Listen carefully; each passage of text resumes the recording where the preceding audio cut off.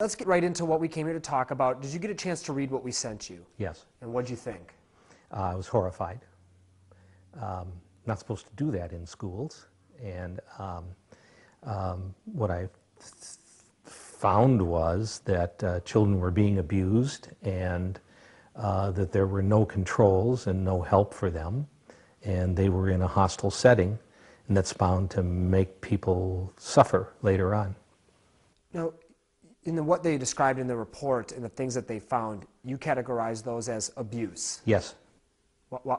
Explain to me why that's abuse. When you coerce children into doing things that they're not comfortable with doing and that make them feel bad about themselves, they grow up feeling that way too, feeling unable to assert themselves, always fearful about being coerced or forced, and not feeling that they're worthwhile or capable of doing anything that would be good in society.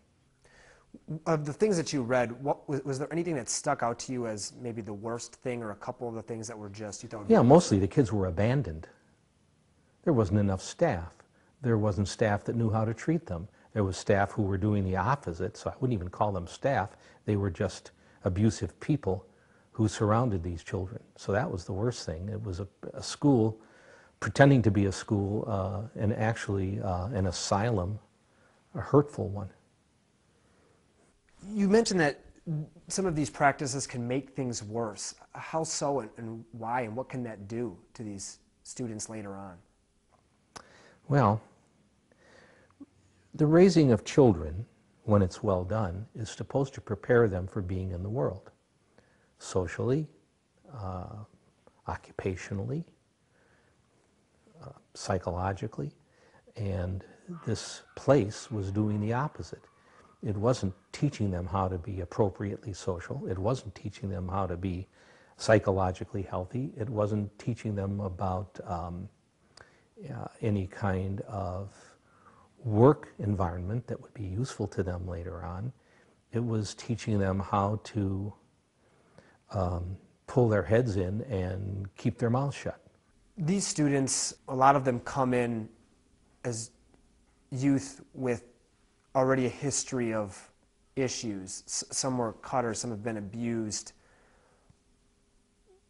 How can the practices that DeSisto used affect them? Can it exacerbate those problems? Yes, it would make them worse. It would do nothing to improve their status.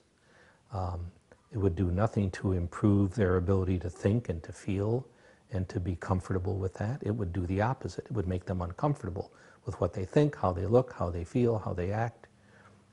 They'd always have to be watchful of themselves so they wouldn't get punished more. Later on in life, will this have effects? Sure, same things would occur.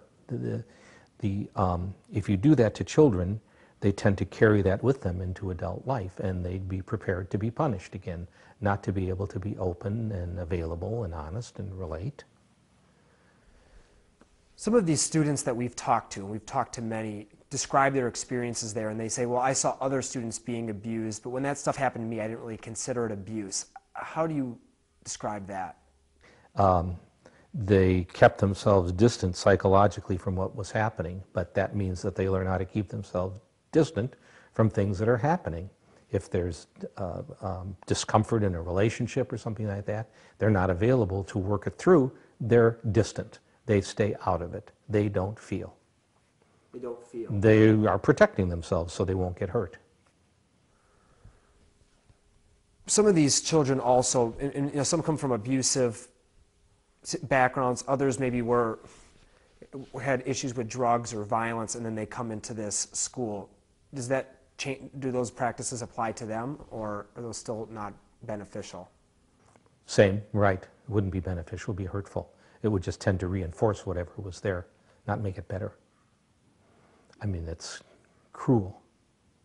When you read that report and you find that no one there had a background in, In treatment of disorders, right. Right.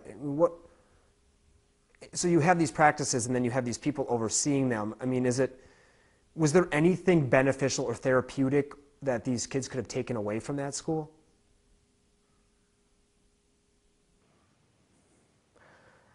It's possible that some of them secretly made friends to protect each other.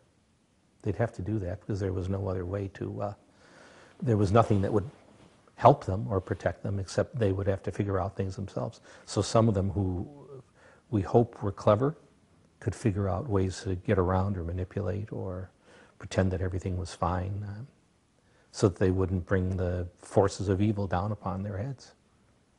It's funny you mentioned that, because one of the things that a lot of students have said is that you characterize this place in responding to us saying this negative place, but I look back and I don't necessarily feel that way, and I go, why? Well, I made so many lifelong friends or connections. Is that kind of what you were just referring to? Sure.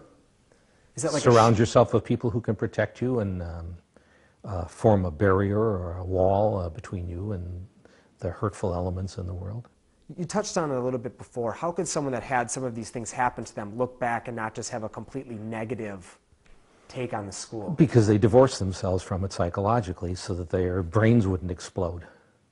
That's how we operate with trauma. We try to take ourselves away from it if we can.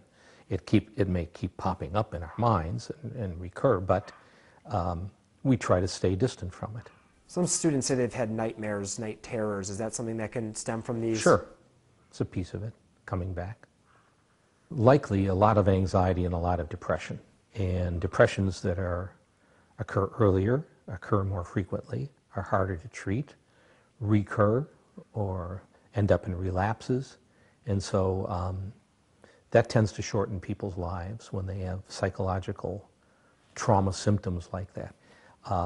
It raises their blood pressure, it raises their blood sugar and their cholesterol, it reduces, stress hormones reduce the circulation of blood to the brain, so dementia occurs earlier if it's going to occur at all, and strokes and heart attacks are more likely to occur because of that.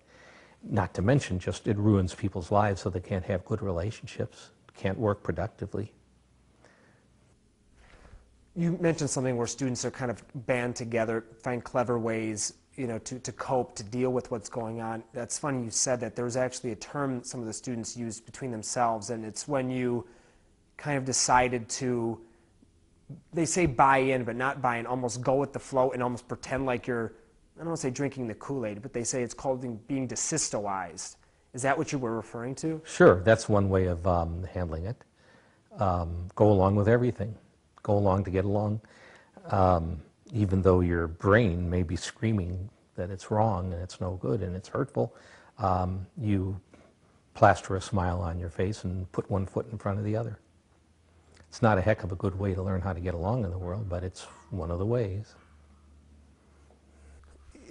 We've talked already several times about how this can have long, lasting effects. Is this an experience like this, that some of these students being forced to sit in a corner for 14 hours a day, weeks on end, being forced to stand naked, wearing nothing but a sheet with your 30 of your classmates, I guess you could say, is that something some of these students will ever be able to shake? Is it always going to be with you? Can you ever kind of clear yourself? Well, it may or may not be there in their immediate memories, but the effects of it will always be there.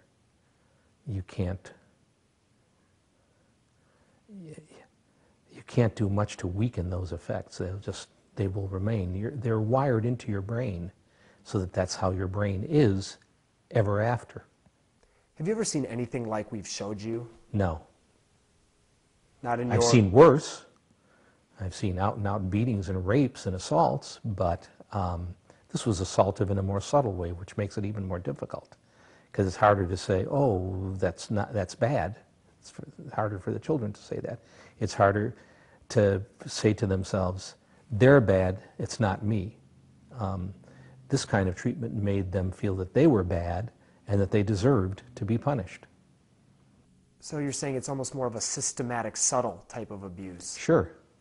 That's worse. It trains them to feel that they deserve whatever they get. It ruins people's self-esteem. It doesn't allow it to develop. And when these are children or teenagers, their brains are still developing, so it's much easier to train the connections in those brains toward low self-esteem, depression,